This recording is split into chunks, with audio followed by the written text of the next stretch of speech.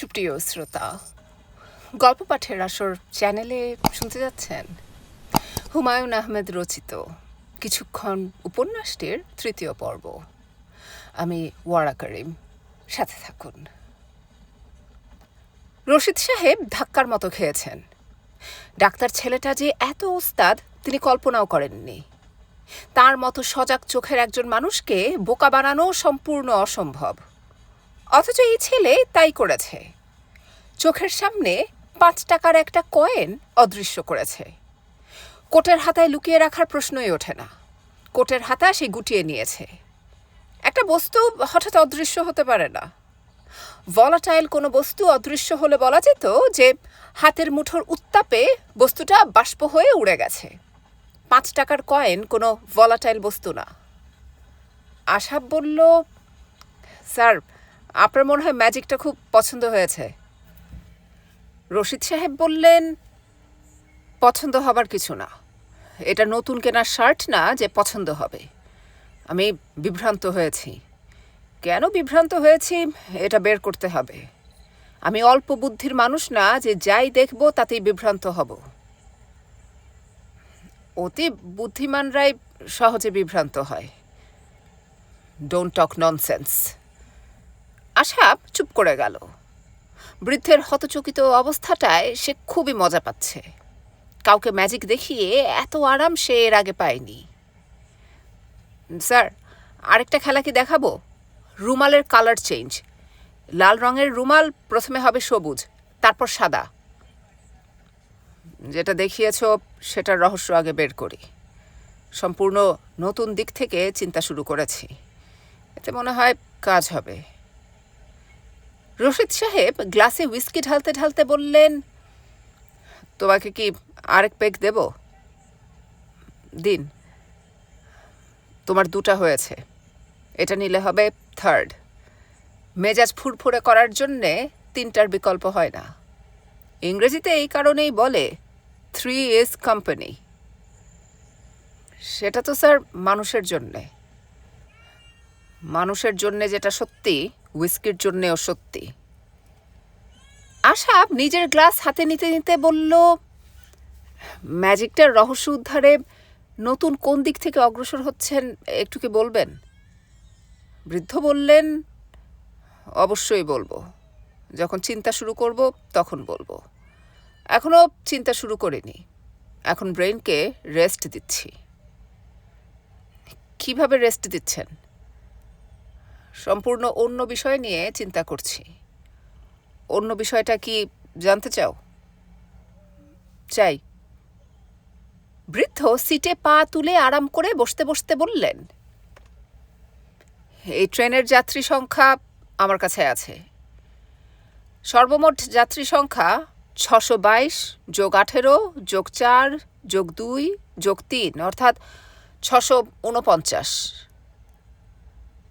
আশাব বলল, এর মধ্যে কিছু বিভিন্ন স্টেশনে নামবে, কিছু উঠবে। তা ঠিক, তবে গড় সংখ্যা 649। জি। এই যাত্রীদের মধ্যে একজন মৃত।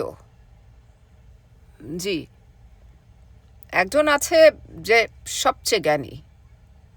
আশাব বলল, সবচেয়ে জ্ঞানী আপনি হওয়া সম্ভব। তা সম্ভব, তবে আমার চেয়েও জ্ঞানী কেউ থাকতে পারে। আমার সাফল্য বেশি। সাফল্য এবং জ্ঞান এক না। মানলাম। একজনকে পাওয়া যাবে যে সবচেয়ে বোকা, একজন থাকবেন সবচেয়ে ধার্মিক। এক মাওলানা সাহেব যাচ্ছেন, সারাক্ষণ তসবি টানছেন, উনি হবেন সবচেয়ে ধার্মিক। বৃদ্ধ বললেন, মাওলানাকে আমিও দেখেছি। হ্যাঁ, সে হতে পারে। একজন হবে সবচেয়ে ক্ষমতাধর। আশাব বলল, সেটা কে আমি জানি। এই ট্রেনে স্বরাষ্ট্রমন্ত্রী যাচ্ছেন, তিনি সেলুন কারে। স্বরাষ্ট্রমন্ত্রী কি সবচেয়ে ক্ষমতাধর? জি স্যার। বৃদ্ধ বললেন, ওনার নামটা জানা দরকার। নাম দিয়ে কি করবেন স্যার? নাম দিয়েও একটা খেলা করা যাবে। ধরো ওনার নাম যদি হয় জলিল, তাহলে আমরা দেখব যাত্রীদের মধ্যে কতজন জলিল আছে। এই জলিলদের মধ্যে সামাজিক অবস্থা কার কি, তাদের জন্ম তারিখ যদি বের করা যায়, তাহলে আমরা হিসাব করব একই দিনে জন্মেও সামাজিক অবস্থানে এখন কে কোথায়। আশা বলল, লাভ কি? লাভ লোকসান নিয়ে চিন্তা করছো কেন? আমরা কি ট্রেনে ব্যবসা করতে এসেছি? আমাদের কি ব্যালেন্স শিট তৈরি করতে হবে? তুমি চেষ্টা করে দেখো তো মন্ত্রীর নামটা জোগাড় করা যায় কি না। গ্লাসটা শেষ করে তারপর যাও। লাস্ট একটা কি খাবে? নাম্বার 4। এখনই মাথা ঘুরছে স্যার, আর খাওয়া ঠিক হবে না। পিথাগোরাসের ধারণা 4 একটা ম্যাজিক্যাল নাম্বার। সংখ্যার ধারায় 4 হচ্ছে প্রথম সংখ্যা যার বর্গমূল হয়। বর্গমূল আবার প্রাইম নাম্বার। দিক আছে 4টা: পূর্ব, পশ্চিম, উত্তর, দক্ষিণ। আপনি যেভাবে ব্যাখ্যা করলেন তাতে 4 পর্যন্ত যাওয়া যায়। 4 পর্যন্ত না গেলে পিথাগোরাসের প্রতি অসম্মান করা হবে। ঠিক বলেছ। তুমি মন্ত্রীর নাম জেনে আসো, ততক্ষণে আমি তোমার ম্যাজিকের রহস্যটা চিন্তা করি। তারপর আমরা মহান পিথাগোরাসকে সম্মান দেখাবো। আশা কামরা থেকে বের হয়ে চিত্রার সামনে পড়ে গেল। চিত্রা বলল, আপনাকেই তো খুঁজছি। কেন? আপনার মা আপনার জন্যে ব্যস্ত হয়ে আছেন। তাকে আরও ব্যস্ত হতে বলুন। উনি আমার জন্যে ব্যস্ত, কিন্তু আমি এই মুহূর্তে অন্য কাজে ব্যস্ত। অন্য কাজটা কি? এই ট্রেনে স্বরাষ্ট্রমন্ত্রী যাচ্ছেন। আমার বর্তমান মিশন তার নাম জানা। তার নাম এ কে কে। এ কে কে মানে? আবুল খায়ের খান। ওনার জন্ম তারিখ জানেন? জন্ম তারিখ তো জানি না। জন্ম তারিখ দিয়ে কী হবে? ওনার রাশি গণনা করব। উনি কোন রাশির জাতক, ওনার শুভ সংখ্যা কি ইত্যাদি বের করা হবে। আপনার কি হয়েছে একটু বলবেন? আপনার কথা জড়িয়ে যাচ্ছে, আপনি এলোমেলো পা ফেলছেন। আমার কি হয়েছে আপনি সত্যি জানতে চান? চাই। 3 পেগ হুইস্কি খেয়েছি, কিছুক্ষণের মধ্যে আরেক পেগ খাবো, তখন হবে 4 পেগ। পিথাগোরাসের মতে 4 হচ্ছে একটা ম্যাজিক্যাল সংখ্যা। 4-এর বর্গমূল 2। এটি একটি প্রাইম সংখ্যা। মহান অঙ্কবিদ পিথাগোরাসের কারণেই আমাকে 4 পর্যন্ত যেতে হচ্ছে। আর কিছু জানতে চান? চিত্রা বিস্মিত চোখে তাকিয়ে আছে। আশা বলল, আপনি কি আমার জন্য একটা কাজ করতে পারবেন? ছোট্ট কাজ। কাজটা করলে আমার খুব উপকার হয়। কাজটা কি? আমার মাকে গিয়ে বলবেন যে তার গুণধর পুত্র মদ খাচ্ছে, গ্রিন লেবেল হুইস্কি। ভালো কথা। মন্ত্রীর নামটা আরেকবার বলুন, ভুলে গেছি। আবুল খায়ের খান। গুড। মাওলানা সাহেবের নামটা জানতে পারলে ভালো হতো। ওনার নামের প্রয়োজন পড়তে পারে। কোন মাওলানা? আছেন একজন 7 নম্বর বগিতে। ধারণা করা হচ্ছে তিনি ট্রেনের 649 জন যাত্রীর মধ্যে সবচেয়ে ধার্মিক। আশাব রশিদ সাহেবের কামরায় ঢুকে শব্দ করে দরজা বন্ধ করে ফেলল। কামরার বাইরে হতভম্ব অবস্থায় চিত্রা দাঁড়িয়ে আছে। মাওলানা সাহেবের নাম আজিজুর রহমান, বয়স 30 থেকে 35, রোগা পাতলা চেহারা, থুতনিতে সামান্য দাড়ি। মাওলানা সাহেব মনে হচ্ছে শৌখিন মানুষ। তার গায়ের পাঞ্জাবিটা দামি, ফুলের নকশা কাটা। পাঞ্জাবির উপর যে শালটা দিয়েছেন সেই শালও যথেষ্ট দামি। মাথার টুপিটা রঙিন, নকশাদার। মাওলানা স্ত্রীর সঙ্গে রাগারাগি করছেন, তবে গলা নামিয়ে। রাগারাগির কারণ তার স্ত্রী আফিয়া মাগরেবের নামাজ পড়েনি। মাওলানা বললেন, নামাজটা কেন পড়লে না বলো তো শুনি? তুমি জানো নামাজ কাজা করতে দেখলে আমার ভালো লাগে না। আফিয়া বলল, আমার শরীরের যে অবস্থা, নিচু হতে পারি না, সেজদায় যাব কি করে? বসে বসে নামাজ পড়ো, তোমার এই অবস্থায় বসে নামাজ জায়েজ আছে। আফিয়া বলল, আমার অবস্থা দেখলে আল্লাহ পাক বলতেন, যা বেটি, তোর নামাজ এখন মাফ। মাওলানা স্ত্রীর বেয়াদবিতে কিছুক্ষণের জন্যে বাক্যহারা হলেন। নিজেকে সামলাতে সময় লাগল। ধর্ম, কর্ম, আল্লাহ পাক এসব অতি গুরুতর বিষয় নিয়ে আফিয়ার হালকা কথাবার্তার অভ্যাস আছে। আগে অনেকবার লক্ষ্য করেছেন, অনেকবার নিষেধও করেছেন। আফিয়া, জি? তুমি একটু আগে মস্ত বড় একটা গুনার কাজ করেছ। তওবা করো, তওবা করার পর কাজা নামাজ পড়ো। কিভাবে তওবা করব? আমার সঙ্গে 3 বার বলো, আল্লাহুম্মা গফিরলি ওয়ারহামনি। আফিয়া 3 বার বললেন। তোমার ওযু আছে না? আছে। জানালার সামনে বসে বসে পড়ো, জানালাটা পশ্চিমে। ট্রেন যখন ঘুরবে তখন তো কেবলা বদলে যাবে। মাওলানা বিরক্ত গলায় বললেন, চলন্ত ট্রেনে নামাজে দাঁড়াবার সময় কেবলা ঠিক করে নিতে হয়, এরপরে কেবলা বদলে গেলে অসুবিধা নাই। আপনি আমার জন্যে আরেক বোতল পানি আনেন, পানি খেয়ে তারপর নামাজ পড়ব। আগের বোতলের পানি তো শেষ করো নাই, অর্ধেক এখনও আছে। আফিয়া, তুমি নামাজ না পড়ার বাহানা করতেছ, আল্লাহ পাক খুবই রাগ করবেন।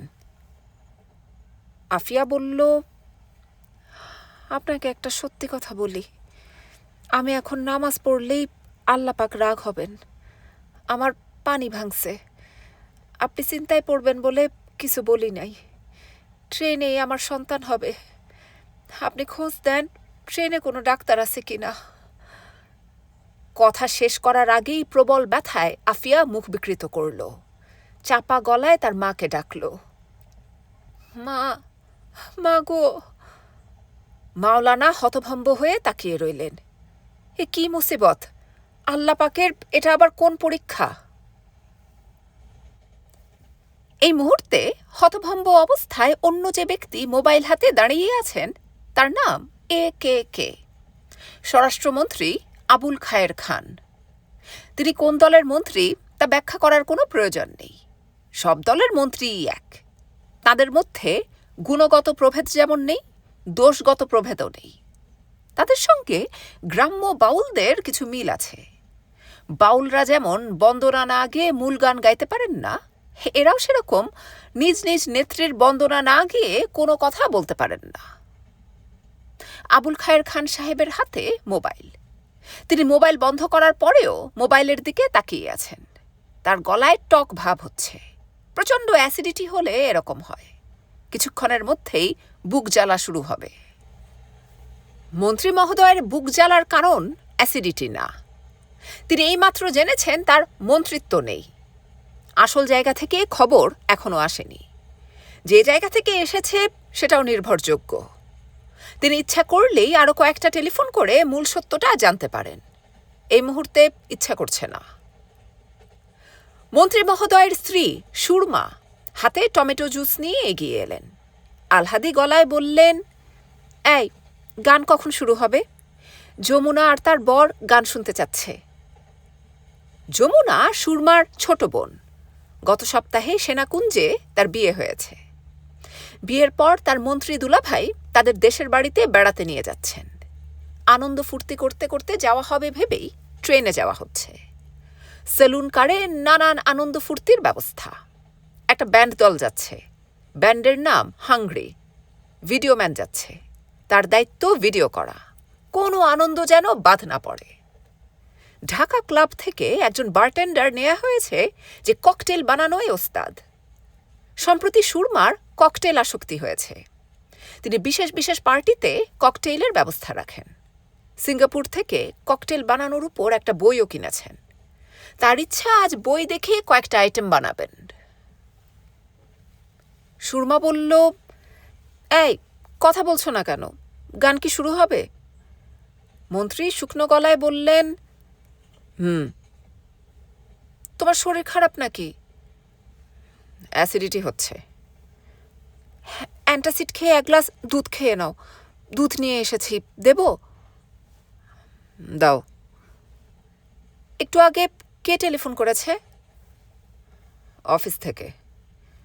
সুরমা বিরক্ত গলায় বললেন, তারা কি 1 সেকেন্ডের জন্য তোমায় বিশ্রাম দেবে না? দিন রাত কাজ করতে হবে। মোবাইলটা অফ করে রাখো তো। মন্ত্রী তো আরও আছে। একমাত্র তোমাকেই দেখলাম জীবনটা দিয়ে দিচ্ছ। নেত্রীর এত কাছের যে সালাম সাহেব, সন্ধ্যার পরেই তো তিনি বোতল নিয়ে বসেন। তখন তার টিকির দেখা পাওয়া যায় না। মন্ত্রী বললেন, থামো তো। থামবো কেন? সত্যি কথা বলতে আমি ভয় পাই না। আমি সালাম সাহেবের মুখের উপর এই কথা বলতে পারবো। তার স্ত্রী গত 1 মাসে 3 বার বিদেশ গিয়েছে। বেইজিং থেকে একটা খাট কিনে এনেছে $21,000 দামে। টাকা কোত্থেকে আসে আমি জানি না। আমি চামচে দুধ খাওয়া মেয়ে না।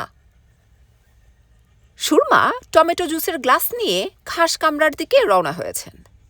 যমুনা তার স্বামী ফয়সালকে নিয়ে সেই কামরাতেই আছে। দুজন হাত ধরাধরি করে বসেছিল। সুরমাকে দেখে হাত ছেড়ে দিল। সুরমা বললেন, ফয়সাল, তুমি আমাকে দেখে লজ্জা পাচ্ছ কেন বলো তো? স্ত্রীর হাত ধরে বসে থাকবে না তো কার হাত ধরে বসে থাকবে? আমার মধ্যে কোনো রকম প্রেজুডিস নেই। সুরমার পড়াশোনা ক্লাস 6 পর্যন্ত। তার দ্রুত উন্নতি হয়েছে। কথাবার্তায় তিনি এত চমৎকার করে ইংরেজি শব্দ ব্যবহার করেন যে তার শিক্ষা দীক্ষা নিয়ে বিভ্রান্ত হতে হয়। প্রেজুডিস শব্দটা গত সপ্তাহে শিখেছেন। এর অর্থ মন খোলা, যে কোনো কিছুতেই কিছু মনে করে না। সুযোগ পেলেই সুরমা প্রেজুডিস শব্দটা ব্যবহার করেন, যাতে সরগড় হয়ে যায়। সুরমা বসতে বসতে বললেন, ফয়সাল, 1 গ্লাস টমেটো জুস খাবে? খেয়ে দেখতে পারো। সামান্য ভদকা দেয়া হয়েছে টমেটোর গন্ধ দূর করার জন্যে। এরা ব্লাডি মেরি না কি কি যেন বলে। ফয়সাল বলল, খেয়ে দেখতে পারি। যমুনা বলল, বড় পা, ও খেলে আমাকেও একটু দিতে হবে। আমি কোনোদিন ভদকা খাইনি। আজ খেয়ে রাশিয়ান হয়ে যাব। আমার নাম হবে যমুনা ভস্কি। সুরমা বললেন, তুই ভদকা খাবি মানে? পাগল নাকি? এইসব বললে হবে না আপা, আমিও 1 চুমুক খাবো। 1 চুমুক খেলে কি হয়? আমি যমুনা ভস্কি হব? সুরমা বললেন, ঠিক আছে, তোকে দেব 1 গ্লাস। ঘ্যান ঘ্যান বন্ধ করে তোর দুলাভাইকে 1 গ্লাস দুধ দিয়ে আয়। ওর অ্যাসিডিটি হচ্ছে। কোনো বিশ্রাম নাই, কিছু নাই, শুধু কাজ আর কাজ। অ্যাসিডিটি তো হবেই। একটু বেড়াতে যাচ্ছে, এর মধ্যেও টেলিফোনের পর টেলিফোন। যমুনা বলল, আপা, দুলাভাইকে বলো মোবাইল সেটটা জানালা দিয়ে ফেলে দিতে। ময়মনসিংহ পৌঁছে আরেকটা কিনে নেবে। সুরমা বললেন, তুই যে কি পাগলের মতো কথা বলিস? দিনের মধ্যে 10 বার প্রধানমন্ত্রী টেলিফোন করেন। সেট ফেলে দিলে ওনার কল কে রিসিভ করবে? প্রধানমন্ত্রীর সবচেয়ে কাছের মানুষ বলতে এখন সে। মন্ত্রী মহোদয়ের কাছে টেলিফোন এসেছে। টেলিফোন করেছে তার বড় ছেলে ইমতিয়াজ। ইমতিয়াজের গলার স্বর চাপা, ভীত ভাবও আছে। বাবা। ভালো আছো বাবা? আমার বিষয়ে কেউ কি তোমাকে টেলিফোন করেছে? না। তুই কি নতুন কোনো ঝামেলা পাকিয়েছিস? বাবা, তোমরা কি মজা করছো? গানের দলটা কেমন? জানি না কেমন, গান শুরু হয়নি। আচ্ছা বাবা শোনো, আমি ছোট্ট একটা ঝামেলায় পড়েছি। কি ঝামেলা? কিছু দুষ্ট লোক আমাকে ফলস অ্যাকুইজিশন দিচ্ছে। আমি নাকি একটা মেয়েকে রেপ করেছি। অথচ ঘটনা যখন ঘটে তখন আমি নারায়ণগঞ্জে এক বন্ধুর বাসায়। তুমি বিখ্যাত মানুষ হওয়ায় সবাই লেগেছে আমার পেছনে। আমাকে দিয়ে তারা তোমার ক্যারিয়ার নষ্ট করতে চায়। মেয়েটা এখন আছে কোথায়? হাসপাতালে। পুলিশ কেস হয়েছে? ওরা কেস করতে গিয়েছিল, ওসি সাহেব কেস নেননি। উনি খুবই ভদ্রলোক। আমাকে টেলিফোন করে বলেছেন চিন্তা না করতে। পত্রিকায় জানাজানি হয়েছে? এখনো হয়নি, পত্রিকা চেক দেওয়ার ব্যবস্থা করেছি। কিভাবে? টাকা পয়সা দিয়ে। তৌহিদ আছে আমার ফ্রেন্ড, সেই সব ব্যাপারে ওস্তাদ। টেলিফোনের লাইন কেটে গেল। আবুল খায়ের খান সাহেব কপালের ঘাম মুছলেন। তার ছেলে এখনো মন্ত্রিত্ব যাবার খবরটা জানে না, কিছুক্ষণের মধ্যেই জেনে ফেলবে। তখন কি হবে? মন্ত্রিত্ব চলে যাওয়া পিতার পুত্ররা ভয়াবহ অবস্থায় পড়বে, এটা তো জানা কথা। ইমতিয়াজ অ্যারেস্ট হবে আজ রাতেই। কোর্টে চালান করা মাত্র কোর্ট 3 দিনের রিমান্ড দিয়ে দেবে। আবুল খায়ের খান সাহেব দীর্ঘ নিঃশ্বাস ফেললেন। মন্ত্রী থাকতে থাকতে ছেলের বিয়ে দিতে পারলেন না। দিতে পারলে উপহার দিয়ে ঘর ভর্তি করে ফেলতে পারতেন। গাড়ি পাওয়া যেত কম করে হলেও 2টা। নিউ টেক্সটাইলের মালিক মজিদ সাহেব তো বলেই রেখেছেন, ছেলের বিয়ের অন্তত 6 মাস আগে আমাকে খবর দিবেন। আমি জাপান থেকে ব্র্যান্ড নিউ গাড়ি আনিয়ে দেব। আপনার ছেলে তার চাচার কাছ থেকে একটা নতুন গাড়ি পাবে না তো কে পাবে? সুরমা নিজেই গ্লাসে করে দুধ এনেছেন। তিনি স্বামীকে আদুরে গলায় বললেন, 1 চুমুকে খেয়ে ফেলো তো, এই নাও অ্যান্টাসিড। দুধ খাওয়ার পর একটা ট্যাবলেট খাবে। খায়ের সাহেব দুধের গ্লাসে চুমুক দিলেন। সত্যিই বুক জ্বালা পোড়া করছে। সুরমা বললেন, এই শোনো, ইমতিয়াজ এইমাত্র টেলিফোন করেছে। শত্রুতা করে কে নাকি তাকে ফাঁসাতে চেষ্টা করছে। ধানমন্ডি থানার ওসি সাহেবকে একটু বলে দিও তো, নাকি আমি বলবো? তোমার বলার দরকার নেই। আমি বলতে পারি, আমাকে উনি খুবই সম্মান করেন। খায়ের সাহেব বললেন, বললাম তো তোমাকে টেলিফোন করতে হবে না, কথা যা বলার আমি বলবো। বাবুর্চি জিজ্ঞেস করছিল ডিনার কখন দেবে। ঠিক 10টার সময় দিতে বলবো? বলো। দুধের গ্লাস হাতে নিয়ে বসে আছো কেন? খাও। তুমি তোমার কাজে যাও, আমি সময় মতো খেয়ে নেব। তুমি একা একা আছো কেন? এসো সবাই মিলে গল্প করি। খায়ের সাহেব বিরক্ত ভঙ্গিতে বললেন, আমাকে কিছুক্ষণ একা থাকতে দাও। তোমার সমস্যাটা কি? 10টা না 15টা না, একটা মাত্র শালি। আয়োজন করে বেড়াতে নিয়ে যাচ্ছ, অথচ একটা কথা বলছো না। ওরা কি মনে করবে? যমুনার হাজবেন্ড কি যে ভালো জোকস বলতে পারে, শুনলে হাসতে হাসতে পেট ফেটে যাবে। এসো জোকস শুনে যাও। একটা জরুরি টেলিফোন করে আসি, 5টা মিনিট দাও। মনে থাকে যেন 5 মিনিট। আমি কিন্তু ঘড়ি দেখব। 5 মিনিটের মধ্যে না এলে যমুনা এসে তোমাকে অ্যারেস্ট করে নিয়ে যাবে। সুরমা দ্রুত ক্যাবিনের দিকে রওনা হলেন। তখনই একটা ছোট্ট অঘটন ঘটল। সেলুন কারের একজন অ্যাটেন্ডেন্টের সঙ্গে তার ধাক্কা লেগে গেল। অ্যাটেন্ডেন্টের হাতে ট্রেতে 3টা টমেটো জুসের গ্লাস। একটা গ্লাস গড়িয়ে পড়ল সুরমার শাড়িতে। সুরমা কঠিন গলায় বললেন, স্টুপিড, তুমি কি অন্ধ? জবাব দাও, তুমি কি অন্ধ? এই শাড়ির দাম জানো? অ্যাটেন্ডেন্ট বেচারা গেল হকচকিয়ে। এইবার তার হাতের ট্রে পড়ে গেল। দ্বিতীয় গ্লাসটাও গড়িয়ে পড়ল। সুরমা চেঁচিয়ে বললেন, এই স্টুপিডটাকে এখানে কে এনেছে? এ বেটা বদমাস, কানে ধরো বললাম। খায়ের সাহেব বললেন, সুরমা বাদ দাও তো। সুরমা কঠিন গলায় বললেন, আমার অ্যাডমিনিস্ট্রেশনে তুমি নাক গলাবে না। এদের শাস্তি না দিলে এটা ঠিক হবে না। হাঁদার মতো দাঁড়িয়ে আছো কেন? কানে ধরো বললাম। গুড, এখন উঠবোস করো, আমি না বলা পর্যন্ত থামবে না। সেলুন কারের যাত্রীরা বের হয়ে এসেছে। নতুন বিয়ে হওয়া মেয়েরা স্বামী আশেপাশে থাকলে আলহাত করতে পছন্দ করে। যমুনা সেই কারণেই হয়তো বলল, ভিডিও ম্যান কোথায়? ভিডিও ম্যান, দাঁড়িয়ে আছেন কেন? ভিডিও করুন না। এমন একটা ইন্টারেস্টিং ইভেন্ট, আর আপনি ক্যামেরা নিয়ে হাঁ করে আছেন। ভিডিও ম্যান ভিডিও স্টার্ট করলো। যমুনা বলল, আপা দেখো, ক্রিমিনাল মুখ বাঁকা করে আছে, কাঁদার চেষ্টা করছে, কাঁদতে পারছে না। হ্যালো ভিডিও ম্যান, আপনি ওর ফেসটা ক্লোজে ধরুন, বিগ ক্লোজ।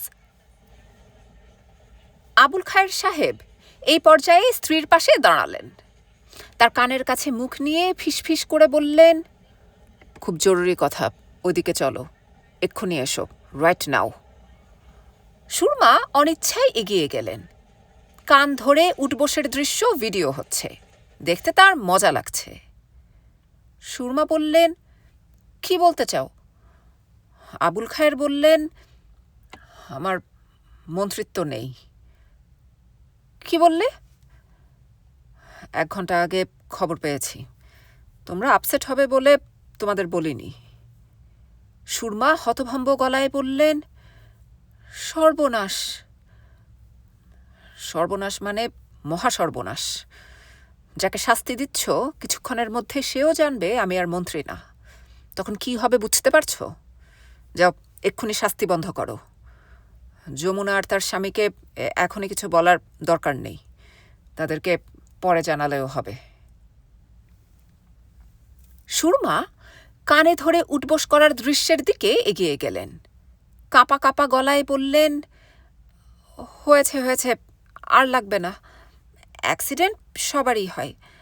আমি নিজে কতবার হাত থেকে গ্লাস ফেলেছি। আমার নিজের মেজাজ অন্য একটা কারণে খারাপ ছিল, ওভার রিয়্যাক্ট করেছি। এই, তোমার নাম কি? সবুর। সুরমা হ্যান্ডব্যাগ খুলতে খুলতে বললেন, 100টা টাকা রাখো, চা নাস্তা খেও। সবুর টাকা নিল না, মেঝেতে পড়ে থাকা গ্লাস নিয়ে সেলুন কার থেকে বের হয়ে গেল। যমুনা বলল, কত বড় বেয়াদব দেখেছ আপা, থাপড়াইয়ের দাঁত ফেলে দেয়া উচিত ছিল। তুমি আবার মহিলা হাজী মোহাম্মদ মহসিন হয়ে গেলে। 100 টাকা বকশিস।